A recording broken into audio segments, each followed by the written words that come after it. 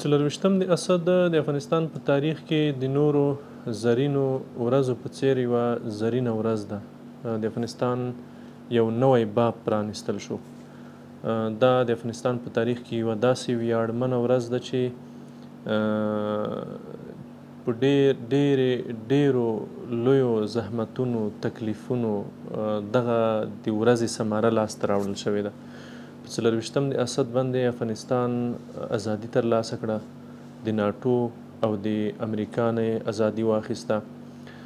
دغسې ازادۍ به د نړۍ په تاریخ کې ډېرې کمې پېښې شوې وي چې د دومره لویو قوتونو نه یو دومره کمزوری هیواد ازادي اخلي.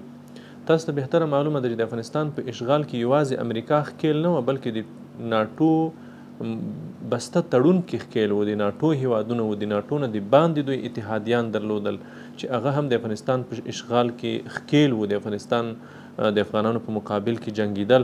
ولې افغانان په تش لاس خو په قوي اراده په قوي عزم وتوانېدل چې ناټو، امریکا او د ناټو د تړون نه د باندې چې د دوی څومره متحدین وو د ټولو ته په افغانستان کې ماتې ورکړي او د دوی نه ازادي واخلي. دا د افغانستان په تاریخ کې بلکې د نړۍ په تاریخ کې بې سابقې ده چې په داسې یو هیواد چې هغه په داسې یو کمزوري حالت کې وي هغه د دومره لویو قوتونو څخه ازادي واخلي. الله تعالی دې د اسلامي امارت ټولو مسؤلینو ته د دې توفیق ورکړي چې د هغو میلیونونو شهداو ارمانونو ته تحقق ورکړي چې د دې ورځې تر راتلو پورې هغوی خپل ارمانونه پاتې ملګرو او پاتې مسؤلینو ته امانت وسپارل. دا یو ډېر لوی بوج دی، یو ډېر لوی مسؤلیت دی چې د اسلامي امارت په ټولو مسؤلینو باندې د ټولو مسؤلینو پر وژو پروت دی.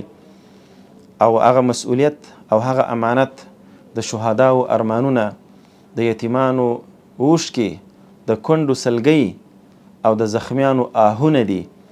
او په ټوله کې د ټول افغانستان د ملت ارمانونه دي چې دغه مسؤلینو ته ور د غاړې دي. تر ټولو مهمه خبره همدا ده چې د افغانستان اسلامي امارت ټول مسؤلین په پوره امانتدارۍ سره دغه فتحه چې د څه دپاره د دې فتحې دپاره او د دې ازادۍ دپاره او د دغه اسلامي نظام دپاره کومې وینې ورکول سوي د کوم هدف لپاره هغه هدف ته کار وکړي. او هغه هدف څه شی و؟ هغه هدف اسلامي نظام حاکمولو، هغه هدف له افغانستان څخه د فساد جرړې ایستلو، هغه هدف له افغانستان څخه د بدبختیو، د تربګنیو، د قومي تعصباتو، د اختلافاتو او د دشمنیو ټغر ټولولو. دا یو ډېر لوی مسئولیت دی چې د افغانستان اسلامی امارت ټولو مسئولینو ته ور د غاړې دی. 24 اسد روز پیروزی حق بر باطل گرامی باد.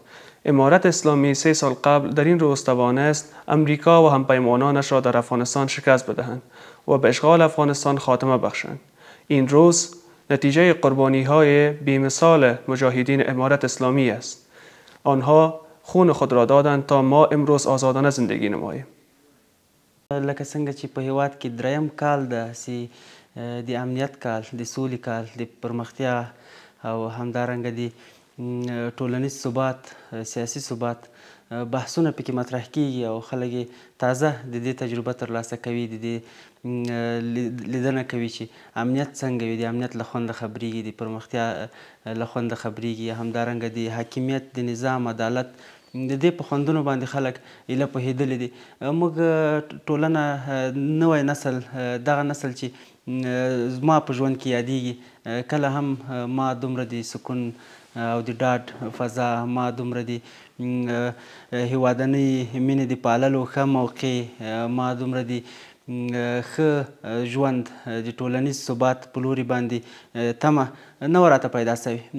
زه خپله ډېر زیات خپل دروني احساسات که تاسو ته ووایم ډېر زیاتې خوښي احساس کوم. په ټوله کې